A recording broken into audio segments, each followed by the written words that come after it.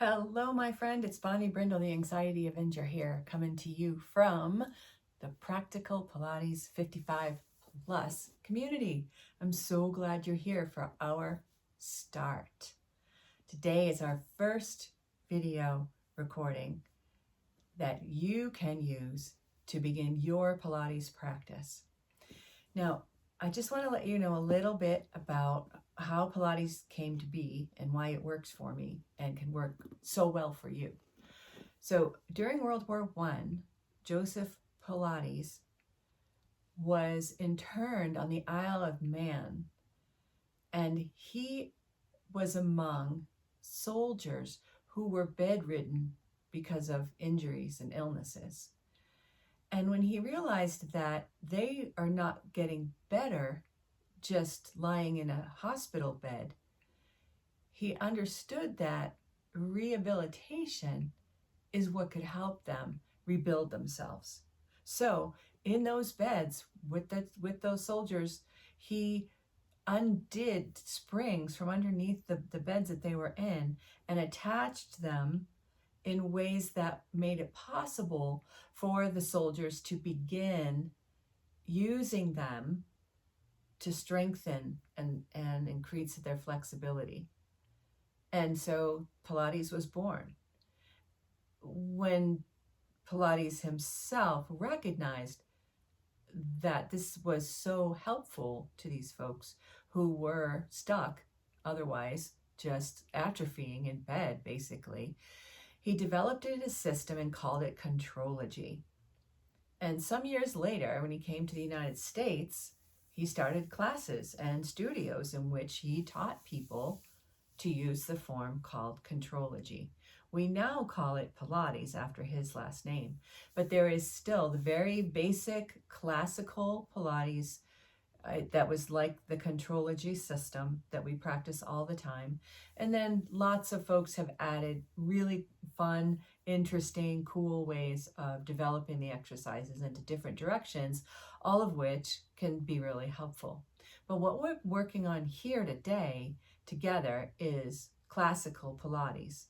And this is the beginner level in which there are 10 modifiable exercises that we're going to go through today.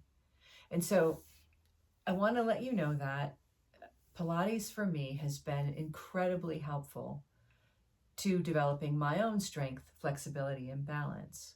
And exercise wasn't new to me when I came to Pilates 16 years ago. I had done all sorts of exercise before, taught aerobics classes and circuit training. I was a runner and always working with horses, which is a lot of physical work every day. So I had been in pretty good shape my whole life, but I didn't realize that even going to a gym where I'd be working on, arm strength and leg strength and throw in some sit-ups and such here and there, that I wasn't really getting at things in the proper direction. Pilates helps us build our core. We work from the core out. So we build abdominal strength, oblique strength, back strength, and then everything grows from that core. The strength in the arms and legs gets developed with this basic core that protects us as we're working out. And everything is in opposition. So if I say maybe I'm doing an exercise where I'm reaching overhead and bringing myself forward, my legs are also forward with my heels reaching out as far as they can, so that those muscles are working in opposition of each other. And also we're focusing on proper breathing while we're doing it. So a lot of people ask the question about how to breathe in Pilates. And I use the same breath method with Pilates that I did with other types of exercise and classes that I used to teach. I put the exhale on the exertion. The two E's go together. So when I'm pushing outward, I'm lifting upward, those are the exertions. That's when I exhale. And then inhale when I bring that arm, leg, or part of my core back to the beginning again. So I'll remind you as we go through that. But something I want you to recognize about me. I wore this t-shirt that's printed which is funny. A 12-year-old gave it to me when I taught middle school. It says, "Let's eat grandma," and "Let's eat, comma, grandma, comma, save lives." I thought it was adorable, and so I still wear it. But it's particularly helpful right now in Pilates because you might catch me, if I slouch, it'll tilt this way because I have scoliosis. The good news about my scoliosis is because of all the work that I do to stay strong and flexible and balanced, it has not progressed since I was initially diagnosed as a 20-year-old with a 15-degree curve in my thoracic spine. It isn't any worse than it was even then. So if you have some physical challenges that you maybe have thinking have been insurmountable around different types of exercise, Pilates is probably going to be really helpful for you. So yeah, if you see me sitting like this, I need to sit up straight, roll my shoulders back, extend my spine, and keep those letters level. So don't be afraid of starting any of this. This modified 10 exercise beginner class will show you the very beginning steps of the exercises and the extension as you progress and as you improve, the extension to which you can try them as you grow. Because even the most basic Pilates mat class can be very challenging for someone at my level and more just by doing the exercises to their full extension. But today we're going to start with training you on the basics. So you have a mat, great. If you have a Pilates ball, that's optional.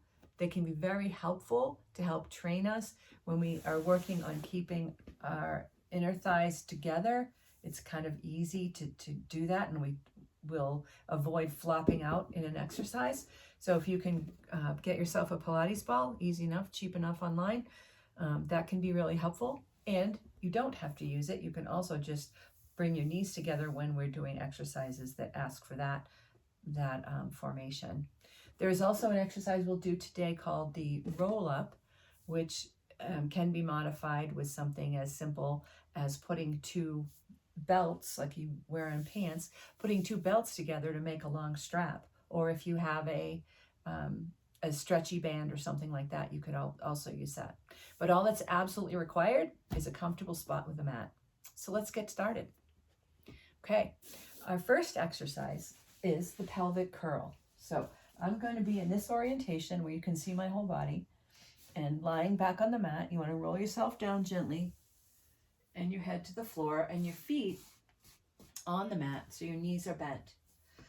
Your pelvis right here, there's a lot of muscle in here that we can tone through all of the Pilates exercises that builds our core strength.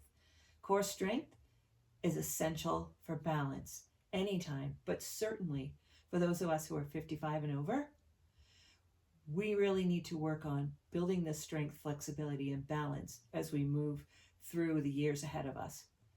It will make it so much more fun to be alive when we can do all of the things that we want to do physically. So wherever we start today is totally fine. The pelvic tilt. Your pelvis can almost rotate like a wheel. If you rock your pelvis up by engaging your core here, and then arch your back a little bit and let your pelvis rock downward, rocking up and rocking down. Exhaling, inhaling. I try to do most of my breathing through my nose, but anytime you need to use breath through your mouth to move more air, that's fine. You're just tilting, you're engaging the pelvis, engaging the core so your pelvis tilts upward, and releasing the core so that your pelvis tilts back down. This is absolutely key to everything you do in Pilates. This strength of your core right here. So 3 more of those. We're rocking up, releasing, rocking up, arching a little bit to rock down, and arching up while really engaging those core muscles. Well done. Okay, so from here in this position, we're going to go into the chest lift. Okay, so we're going to stay right in the position we're in, where knees are in together, and if you have a ball and you choose to use it, that's how you can place it between your knees here. And that's always a reminder that we're always working toward the midline. We're always working toward the midline of the body. So pulling the knees together and holding the ball there will keep you conscious of it. If we get floppy and forget about it, whoop, out it goes. You can also just put your knees close together and work that midline from there. So the chest lift is about keeping your feet where they were on the floor and putting your hands behind your head so that your thumbs are down below the bottom of your skull. Elbows out wide. And when we lift up in Pilates, we don't pull on the neck like this. Imagine lifting your chin toward the ceiling and then curling forward, engaging the abs. So this is called chest lift. All you're doing is keeping your elbows open and wide, taking a breath in, lifting the chin toward the ceiling, letting that breath out as you engage your abs again, engage your core, just like you did with the pelvic lifts. Exhale, curl, return. Exhale, curl, keeping those elbows wide, return. Exhale, curl, knees in close together, curl. 2 more. Keeping the weight of your head back in your hands. Don't yank your neck up. You want your head to be relaxed into your hands, and the work is coming from the core. Okay. Now we're going to try chest lift with rotation. So the only thing that changes here is that as we lift, chin to the ceiling, curling forward and engaging the abs, we're also going to work at lifting the shoulder blade off of the floor and the armpit toward the opposite knee while keeping the elbow out. You don't want the elbow, it's not about bringing the elbow over. We want to keep those open as much as we can. It's about bringing the armpit to that opposing knee, lifting that shoulder blade off the floor, engaging the core here and also on the side. Engaging the core here and also in your oblique muscles. So this chest lift with rotation lifts up and across and back and down. And we go side to side. So lifting your chin, curl up. One side shoulder blade comes off and down. Lifting the chin up, curl, lift the shoulder blade, keeping that pelvis steady and down. Exhale. Inhale. Exhale. Notice I'm not pulling up on my neck.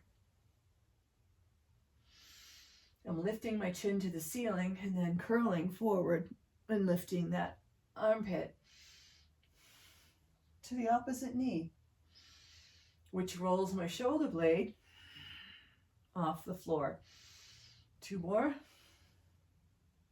Just what you can do. If this is as far as you can go today, that's fine. You'll get further tomorrow. If you could lift your whole shoulder blade off without bringing your elbow too far, great. Keep it up.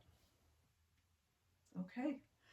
Now, keeping the upper body on the floor, we're going to try the spine twist, supine, which means lying down with face up.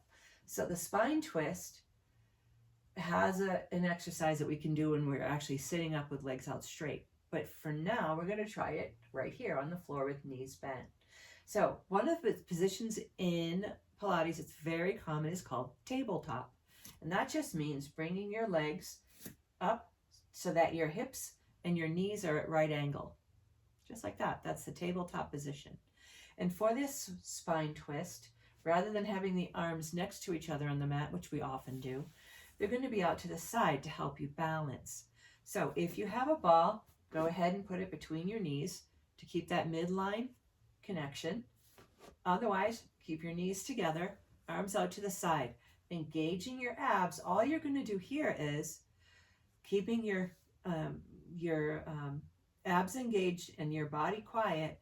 You're going to twist both your knees together to one side, slowly back to the middle, and then over to the other side. So you want to keep your back and your mid-torso nice and quiet. You don't want to flop over, rolling the pelvis over like this. We're just moving those legs, one side and the other side. Go to your point of challenge where you get to, wherever you get to, that you have to work that core a bit to pull those knees back to the center. Eventually, you will be able to move them quite a bit without moving your upper body. That's not necessarily for today. Do what you can do to move them sideways and keep in control, keeping your core engaged, and then back. 2 more each side, and using those arms on the floor to support you. 1 more each side. That is spine twist. Good job. Woohoo! We are getting there. Okay, now it's time for single leg stretch. You're already in the position for it. So again, back to tabletop.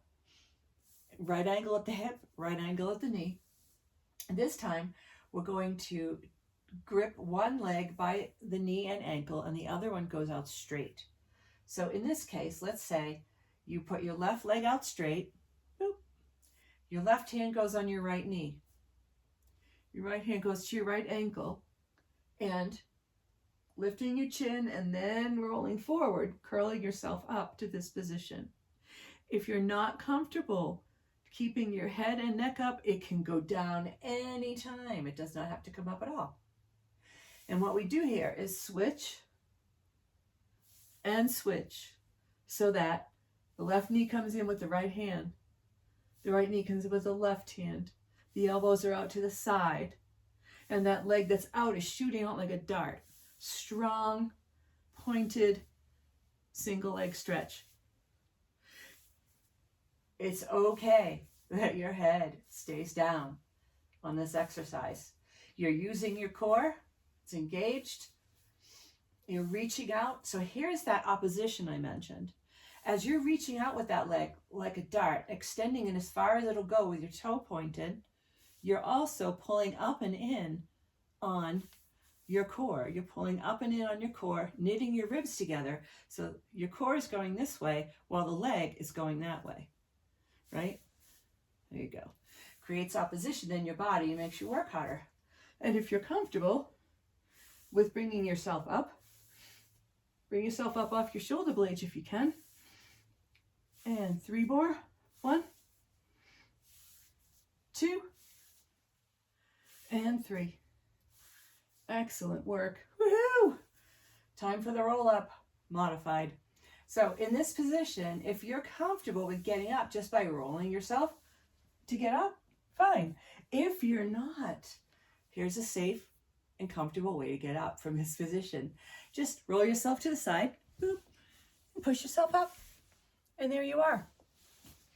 So this is the roll up that we're going to modify. And there's a couple ways to modify this one. I'm just going to show you what it looks like in the future, okay? Just so you get the whole idea. The legs would be out straight. The ankles would be flexed. You'd be lying back with your arms over your head. You lift your arms over your head as your chin and chest come up, keeping your arms close to your ears and rounding the back while engaging the abs. Like you're rounding over a beach ball. Reaching the arms forward and the head is down toward your knees. Roll-ups seem simple, but they're not easy. So what we start with is a modification. Here we go. I'm going to show you that. You can use a couple different ideas for modifying. One of the things that I do is take 2 belts, like that you use with your pants. Or if you have stretchy bands at home, great, use those. You can put the band or belts over your feet. It just has to be long enough that you can lie down. And from there, you can use the belt to help you lift yourself. Your chin comes up, rounds toward your belly, rounding that back, pulling the abs in, up over, and letting your head down to stretch. Another way that you can modify the roll up very beginning, this is a good thing for a very beginner start, is just to come to sitting up straight with your feet on the floor. Hands behind your thighs, and pull your abs in, engage your core, and round your back like this. Just as far as you can go comfortably, and then use your core to lift yourself back up, and your head drops toward your knees. Just rolling back and rolling up. That's really the whole idea. It's stretching the spine in the roll up is this. And as you progress, before you get to the stage where your legs can be out straight, you can bring yourself back this far. As far as you can go down without actually lying down. As you progress, you'll get stronger and be able to do that. And then maybe you can try that without any hands. See how far you can go, keeping your feet on the mat and rounding yourself. So everything is a progression in Pilates. Nobody starts out doing all the exercises like an expert. It takes time and patience and practice. And every step that you make toward your goals is growth. And that's what it's all about. We're growing in our strength, our flexibility, and our balance. So that is the roll up modified, using those out to pull yourself back up. Now we're going to go into rolling like a ball, which also has modifications. So sitting just in the position you were already in, all you're going to do is pull your feet, your heels toward your sit bones a little bit. And then your hands go on the outside of your ankles. Outside of your ankles right here. And they just hold like that. Your heels are closer in. That may be here. And you may be here, depending on your flexibility today. Doesn't matter. Wherever you're comfortable, those feet go flat on the floor. And I'm going to show you what rolling like a ball looks like so you can see why the modification is what it is.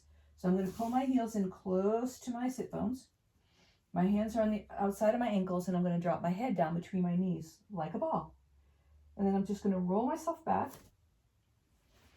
and roll up, and roll up without putting feet on the mat. We stay balanced. Try it again. Just like that. And we stop before feet end up on the mat. Beginning the rolling like a ball is to learn the balance of it all.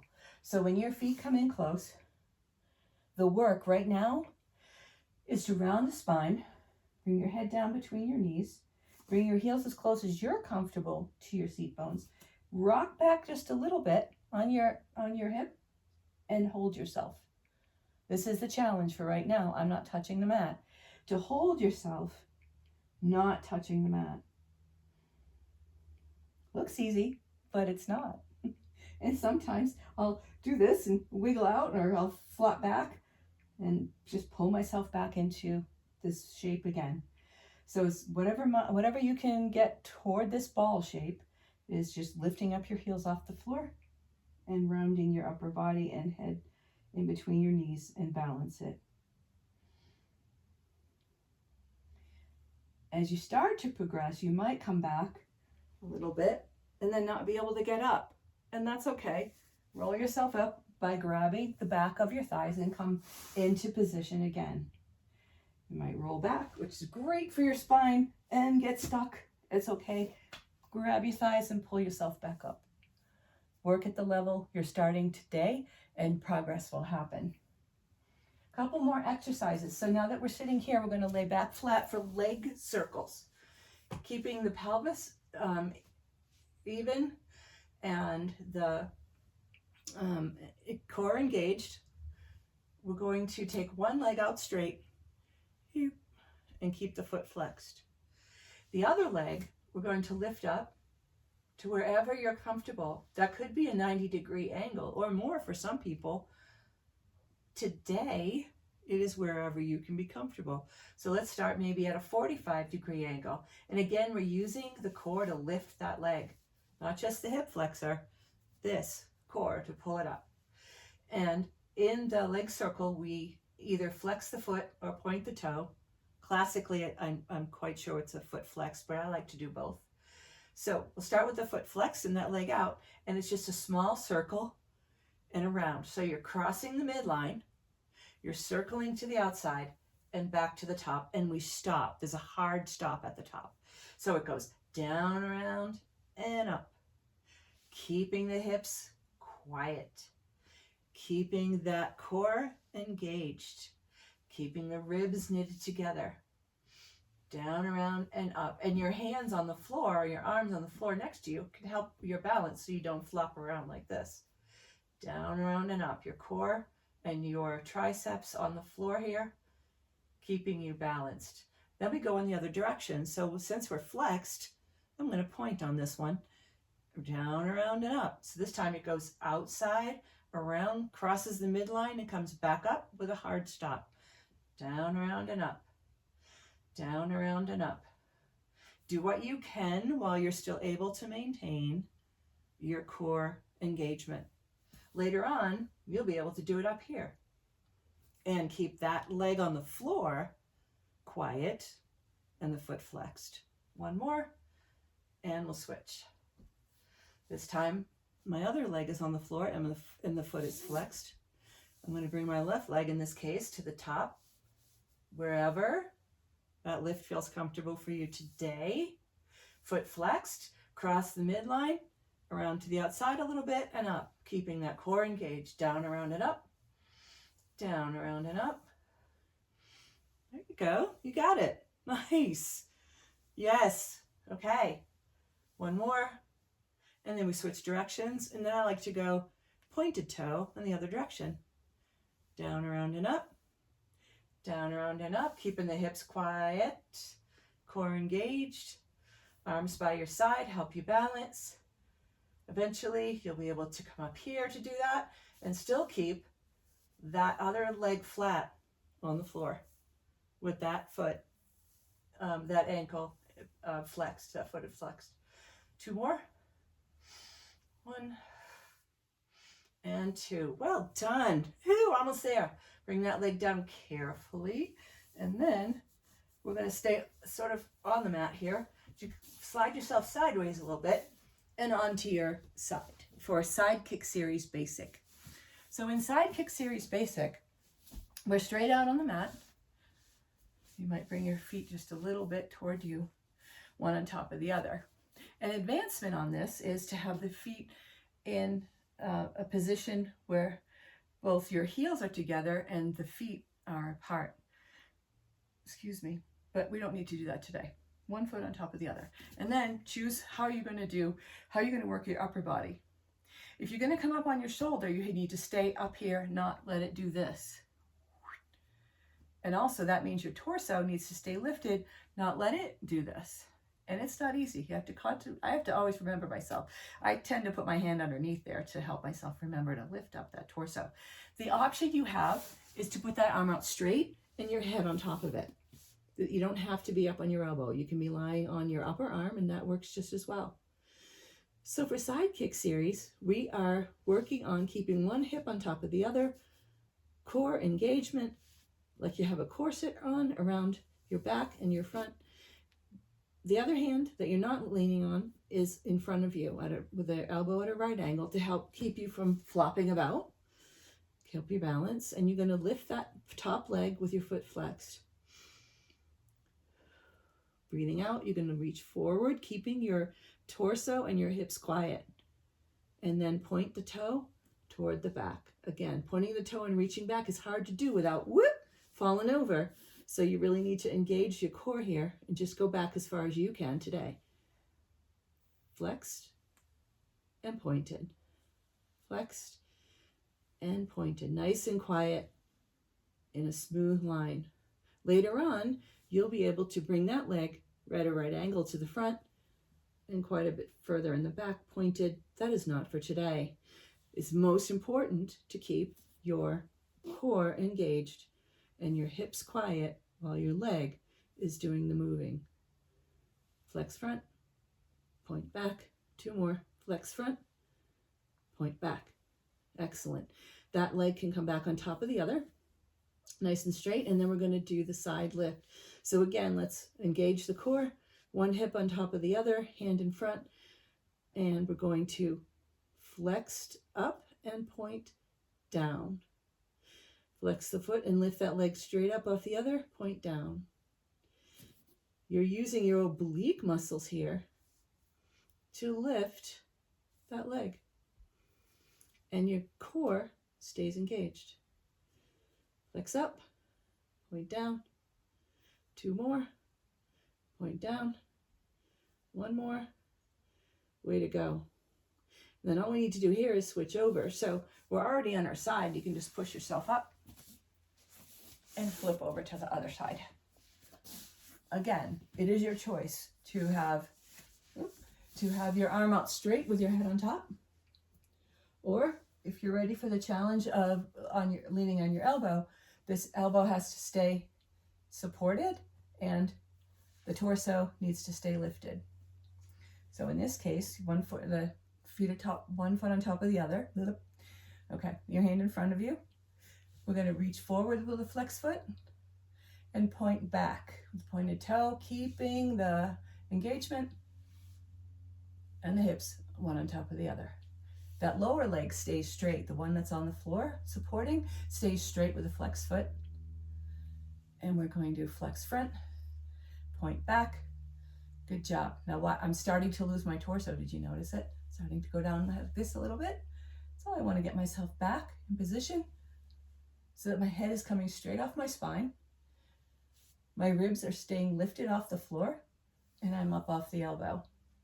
2 more. Good work. Keeping those hips nice and quiet. Excellent. Okay. And that foot returns on top of the other one. And again, we're going to lift carefully without moving the torso, without the hips shifting, and without the ribs flopping down to the mat. Lifting that leg with a flex and pointing down. Flex up, point down, flex up. You don't have to go far, just a few inches off that other leg. If you're comfortable and you want more of a lift, that's fine. But the challenge is always to keep the torso and the hips quiet. So if you start throwing your leg up here and everything goes blips in your upper body, that isn't getting you anywhere. You're better off keeping your engagement with a lower lift so that you're not losing your torso and you're staying up on your elbow. 2 more. Flex up, point down, flex up, and point down. Well done. All right, last one. This is the swan prep and rest. I know, rest sounds like a great idea. Turning to your belly. You see the whole of me? Yep, you can. Okay, so turning to your belly. You're going to start with your forehead on the mat, like that, and your hands in front of you on the mat, and elbows in close. Notice I'm not out here with my elbows in close. And the swan asks us to lift from here with your head down toward the mat up to using your erector spinae muscles to lift your torso and your head and neck in one piece, not like this, in one straight piece from the floor. So start with the idea of an ice cube under your belly. That is where your core engagement is. If you can feel that ice cube lifting, making you want to lift your belly off the floor, that's where you need to be. And then relax your feet so the tops of your feet are on the floor. Okay. So we're going to lift up the little bit that you can. Don't go any further than you're comfortable with. And as you're lifting, your neck stays straight. Your head comes straight off your neck. You don't lift up like this. Okay? You want to stay straight. And just eyes should be just a little bit in front of your mat. Lifting up, using those forearms, using that back, and relax. And lift up gently and relax. If you're more comfortable, you might try your arms further out, if that helps. And again, sucking that belly up off the floor, using the forearms to help lift you, bringing your torso and your head up in one piece, and hold, and down. Eventually, what you would get to is being able to straighten your arms lifting the torso, head, and hip bones off of the floor. No rush for this, but this is where we're going. We'll start here. Just lift so you can feel the work in your shoulders and your back, and your neck stays straight. Well done. 2 more. You can be in here if that's more comfortable for you. And then we'll go into what's called child's pose, which is the resting phase in Pilates. So just push yourself up to your hands and knees. Let your knees out a little bit wider, and then sit back so that wherever you're comfortable, whatever length you can sit back to while your arms are out straight and stretching yourself. And I always like to add a sideways stretch to this. So my hands are out flat to start with. Ooh, letting my back get long. And then I'm going to put my right hand over my left, turn my head toward the left and stretch that right side. And then I'm going to go the opposite, put the right hand down, the left hand crosses over it. Oh, such a lovely stretch. And again, letting those arms get long. You can put your head down on the floor if you like that. And then before you come up, you're going to slide your hands toward yourself as you're sitting back toward your knees as close as you can, whatever that works for you. Keeping your core engaged, and round yourself. Your head comes up last. So you want to round yourself so your head comes up last. And that, my friends, is beginner modified first 10 exercises, in the Pilates feature. Please use this recording a couple of times this week and play with some of these exercises. You can start figuring out exactly how you can move yourself into being able to do them at the early levels, and then we will grow together. So I'll see you on the next one. Take care of you till then.